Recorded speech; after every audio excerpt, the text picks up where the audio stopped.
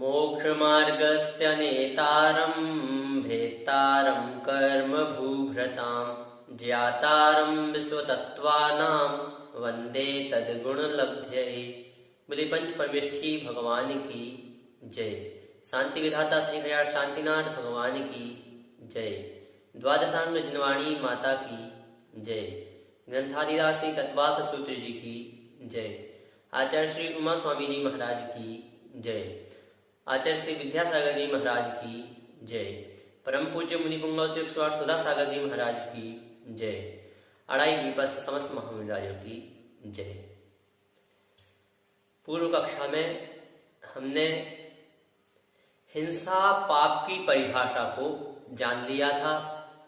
पश्चात झूठ किसे कहते हैं, अनृत किसे कहते हैं, उसे व्याख्यायित किया जा रहा है। सूत्र उच्चारित करें। असद अभिधान अनृतम। पदच्छेद देखें। असत अभिधानम अनृतम।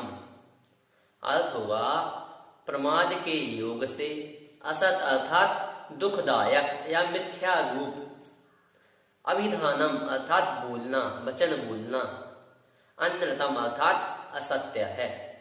संपूर्ण अर्थ होगा प्रमाद के योग से जीवों को दुखदायक या मिथ्या रूप वचन बोलना अनृत है अर्थात झूठ है, असत्य है। यहां भी जो ऊपर प्रमत्त योगात यह पद लिया गया था वह यहां भी उद्ग्रहित होगा। और पांचों पापों में प्रमत्त योगात यह हमें जोड़ लेना है, क्योंकि जो पांचों पाप हैं वह प्रमाद के योग से जब होते हैं तो वह पाप की श्रेणी में आते हैं। अभी इसके बारे में और आगे हम विशेष जानेंगे। तीसरी जो परिभाषा आएगी वह आएगी चोरी की, स्तेय की। उसकी परिभाषा का व्याख्यान किया जा रहा है। सूत्र उच्चारित करें। अदत्तादानम स्तेयम। पदच्छेद देखें। अदत्त आदानम स्तेयम। अर्थ होगा प्रमाद के योग से अदत्त अर्थात बिना दी गई वस्तु का। दत्त का अर्थ होता है देना और अदत्त का बिना दिए हुए। इसी प्रकार से आदानम अर्थात ग्रहण करना। यह क्या है? स्तेयम अर्थात चोरी है। संपूर्ण अर्थ होगा प्रमाद के योग से बिना दी हुई वस्तु का ग्रहण करना चोरी है। यहां भी हम प्रमाद का योग इसलिए लगा रहे हैं क्योंकि जो मुनिराज आदि हैं वह क्या करते हैं, वन आदि में, जंगल आदि में कहीं पर भी प्रवेश कर जाते हैं। जहाँ जो खाली जगह दिखती है वहां पर जाकर अपना निवास बना लेते हैं। तो जब ऐसा होता है तो उन्हें चोरी का दोष लगेगा। तो इस कारण से यहाँ जो परिभाषा है वह क्या है? प्रमत्त योगात अदत्तादानम स्तेयम अर्थात प्रमाद के योग से बिना दी हुई वस्तु का ग्रहण करना वह चोरी है। परंतु वहां मुनिराज आदि का प्रमाद नहीं रहता है, इसलिए उन्हें चोरी का दोष नहीं लगता। पश्चात कुशील पाप की परिभाषा बता रहे हैं। कुशील किसे कहते हैं, अब्रह्म किसे कहते हैं? सूत्र उच्चारित करें। मैथुनम अब्रह्म। पदच्छेद देखें। मैथुनम अब्रह्म। अर्थ होगा मैथुनम अर्थात मैथुन को, अब्रह्म अर्थात कुशील कहते हैं। संपूर्ण अर्थ होगा मैथुन को कुशील कहते हैं। मैथुन की परिभाषा होगी चारित्र मोहिनी का उदय होने से जो स्त्री और पुरुष के स्पर्श करने आदि के परिणाम होते हैं, भाव होते हैं, वह मिथुन है। और उस रूप जो क्रिया होती है वह क्या है? वह मैथुन है। मिथुन क्या है? वह भाव मात्र है, वह मिथुन। और उस रूप जो क्रिया होती है वह मैथुन कहलाता है। और जो मैथुन का होता है उसको ही क्या कहते हैं? अब्रह्म अर्थात कुशील पाप कहते हैं। इस प्रकार से यहाँ ब्रह्मचर्य का जो विपरीत है अब्रह्म कुशी, उसकी परिभाषा को यहाँ बताया गया। पश्चात परिग्रह पाप जो अंतिम पाप है उसकी परिभाषा का व्याख्यान किया जा रहा है। सूत्र उच्चारित करें, मूर्छा परिग्रह। पदच्छेद देखें, मूर्छा परिग्रह अर्थ होगा मूर्छा को परिग्रह अर्थात परिग्रह कहते हैं। अब मूर्छा किसे कहते हैं? तो जो मूर्छा है उसमें बाहरी जो धन धान्य आदि हैं वह, और जो अंतरंग राग आदि हैं इनमें क्या करना, ममत्व परिणाम रखना, यह कहना कि यह मेरे हैं, यह क्या है, यह मूर्छा है। और इसी मूर्छा को परिग्रह कहते हैं। मूर्छा का अर्थ होता है ममत्व परिणाम, किसी वस्तु में ममत्व करना। यदि हमारे पास कोई वस्तु नहीं है और यदि हम उसमें ममत्व का भाव रख रहे हैं, यदि हम कह रहे हैं कि यह वस्तु मेरी भी हो जाए अथवा यह मेरी ही है, तो यह क्या है, यह ममत्व परिणाम जो है यह मूर्छा परिणाम है और इस कारण से यही परिग्रह कहलाता है। अन्यथा भरत चक्रवर्ती आदि के उदाहरण को हम सुनते हैं। जो चक्रवर्ती आदि होते हैं उनके पास कितनी धन संपदा होती है, परंतु वह मोक्ष चले जाते हैं। वह किस कारण से जाते हैं? तो उनमें मूर्छा का भाव नहीं रहता। तीर्थंकरों का इतना राजपाट था, सब था, परंतु मूर्छा का भाव न होने के कारण, ममत्व नहीं होने के कारण वह क्या थे, उनसे निर्ममत्व थे, उनमें राग आदि भाव नहीं थे। इस कारण से वह उस पाप से बचे रहे।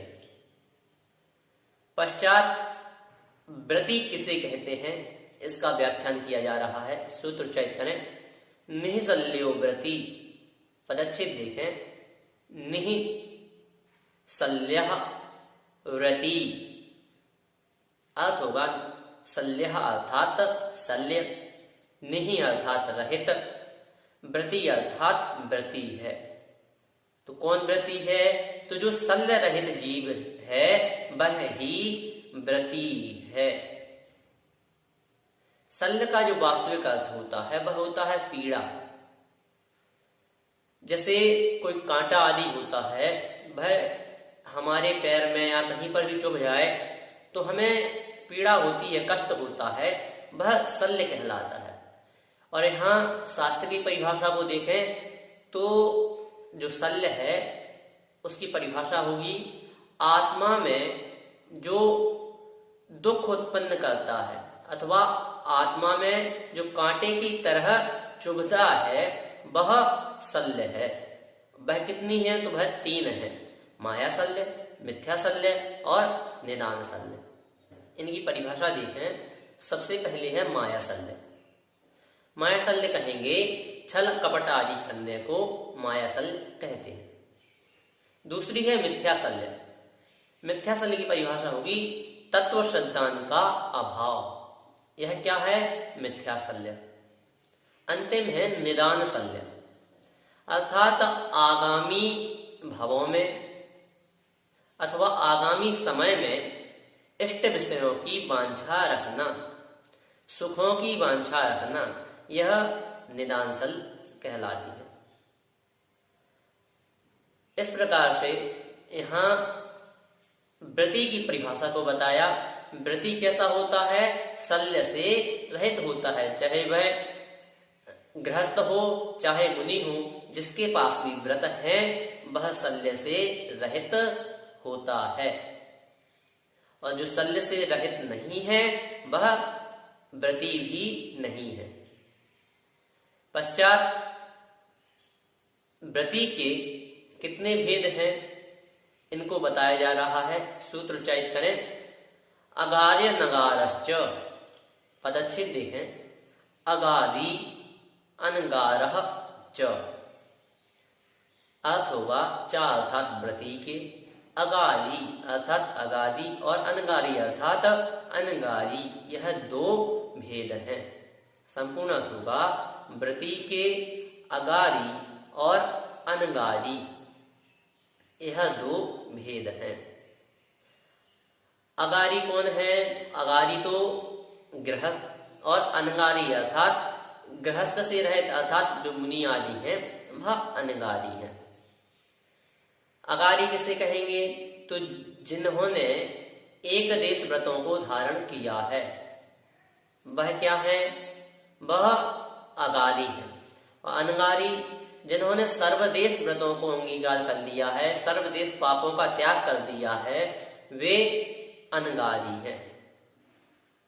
इस प्रकार से यहाँ व्रती दो प्रकार के कहे, अगारी और अनगारी। यहाँ सूत्र जो है अगार्य नगारश्च, इसमें अगारी और प्लस अनगारी बराबर अगार्य नगारश्च बनता है।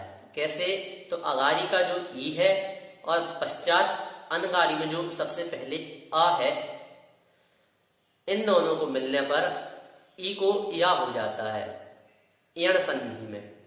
आपने संधि पढ़ी होंगी तो इको यणची, एक को यण होता है, तो यहाँ ई जो अक्षर होता है उसे या हो जाता है बाद में कोई भी असमान स्वर रहने पर।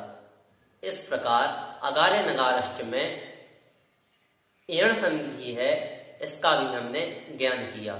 पश्चात आचार्य भगवंत इनमें जो प्रथम भेद है अगारी, उसकी परिभाषा को व्याख्यायित कर रहे हैं। सूत्रोच्चारित करें, अणुव्रतो गारी, पदच्छेद देखें, अणुव्रतः अगादी।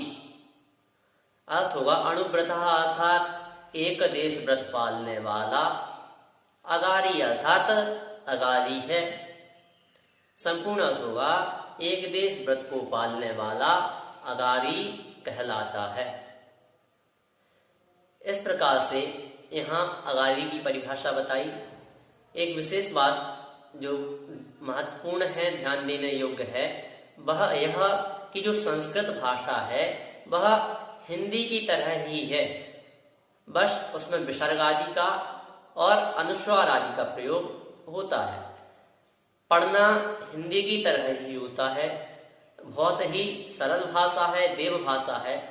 तो इसमें एक बात और ध्यान रखना है कि जो पीछे आधे अक्षर होते हैं वह पूर्व अक्षर के साथ पढ़े जाते हैं।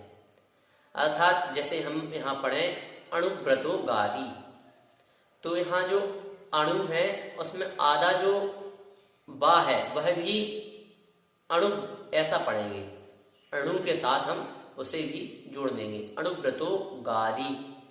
और जो बड़ी मात्राएं हैं, दीर्घ मात्राएं हैं, जैसे गा में बड़े या की मात्रा है तो अणुव्रतो गारी, तो वहां पर दीर्घ स्वर का, और जहां लघु स्वर है वहां लघु स्वरों का उच्चारण करना चाहिए। आज हमने 7 सूत्रों को पढ़ा। असदभिधानमन्यतम अदत्तादानमस्तेयम मैथुनम ब्रह्म मूषा परिग्रह निःशल्यो व्रति अगार्य नगारश्च अणुव्रतो गारी।